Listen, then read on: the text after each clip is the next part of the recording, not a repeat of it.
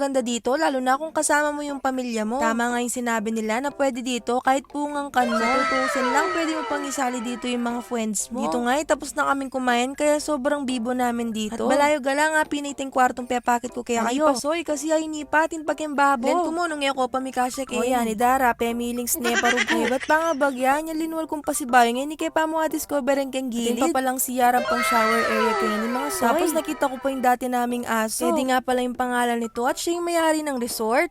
Char! At ito pa pala guys, meron pa pala ditong dirty kitchen. Pwede dito yung mga lechon nyo. Ito naman pala yung night view. Mga niya, tinyatang stigmatism cellphone. Dito nga sa gilid ng pool, pwede pa kayong mag-campfire kasama yung mga friends nyo. Mag-ihaw ng mga marshmallow, kung ano man yung gusto nyo. At ito na nga, hindi na nga natiis ni Dara. Nag-swimming na nga siya at kasama niya yung pinsan niya. Huwag kayong magpapalito guys, di ako sirena. Nagpipili. Ito pala yung rason kung bakit sumakit yung katawan ko kahapon. Sawa yun eh.